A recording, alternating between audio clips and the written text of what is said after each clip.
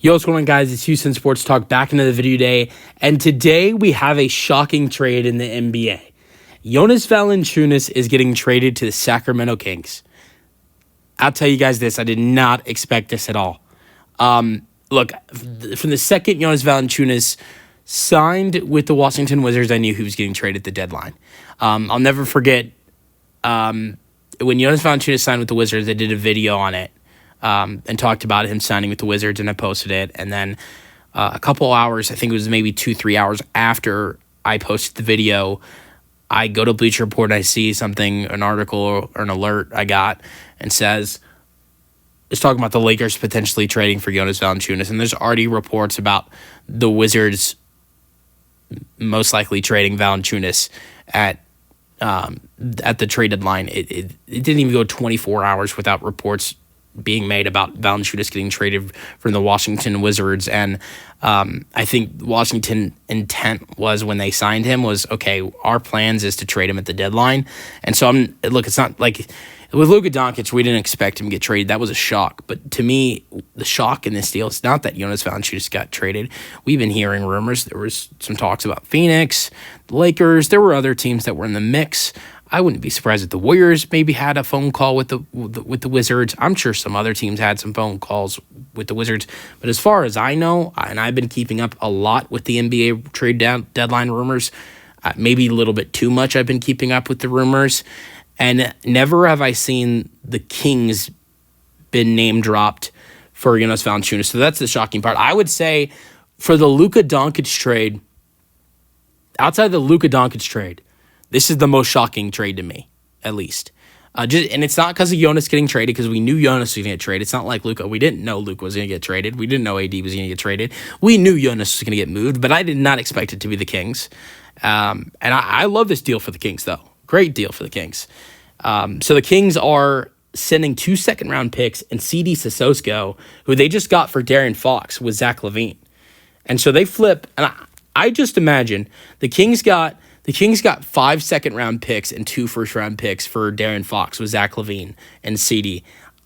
I would not be surprised if both of the second-round picks going to Washington are from the De'Aaron Fox trade, which would mean they turned 2 second-round picks and CD Sissoko into Jonas Valančiūnas, which would mean they turned De'Aaron Fox into Zach LaVine, Jonas Valančiūnas, 3 second-round picks, 2 first-round picks. To turn De'Aaron Fox, who was going to leave in an offseason, to Zach LaVine, Jonas Valančiūnas, 2 first-round picks, and 3 second-round picks. What a couple moves for the Sacramento Kings, if you ask me. And I think it's going to be interesting. I really do think it's going to be interesting to see what the Kings do. Jonas Valančiūnas has been, coming off the bench for the Wizards this season, most of the season, and Sarr has been starting for the Wizards. Does that change? Obviously, the Kings have Sabonis. I know that. But at times in Sabonis' career, Sabonis has played at the 4. And you could arguably say that Sabonis can go in to the Kings. That Valančiūnas can go into the Kings organization and become the starting center.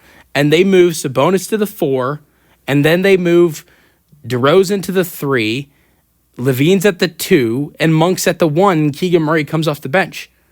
That's a possibility. If I were the Kings, I would not do that. I mean, I think it sucks to have Keegan Murray, DeMar DeRozan, who are really not power forwards, play something they're not, like Keegan Murray playing the power forward. He's really a small forward, or DeMar DeRozan playing the power forward. He's really a small forward.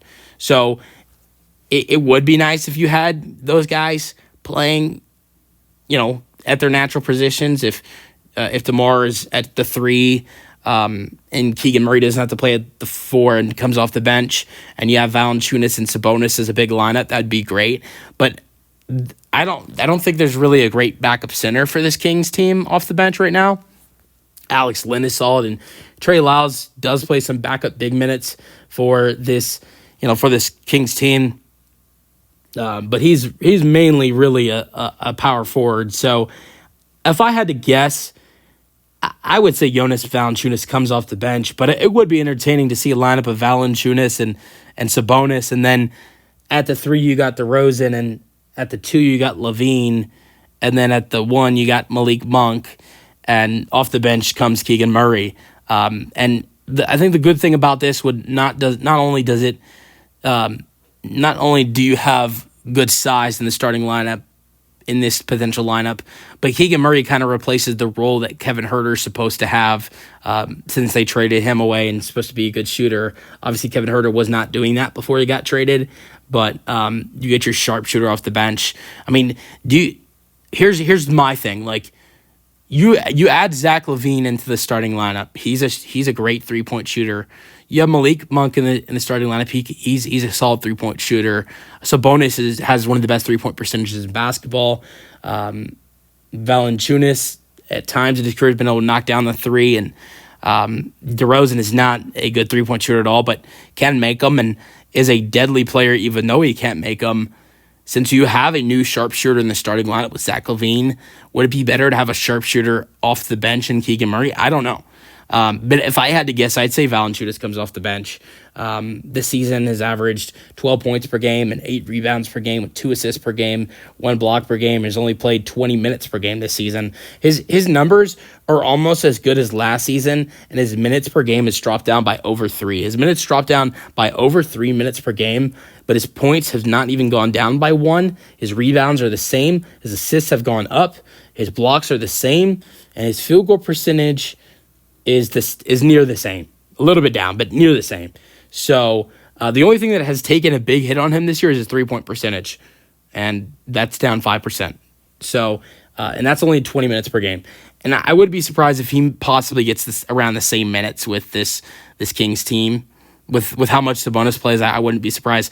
And that's why I think maybe I wouldn't be mad if you have Valančiūnas playing more. And that's maybe why, potentially you explore having, maybe not in the starting lineup, but at times having Valančiūnas and Sabonis on the floor together.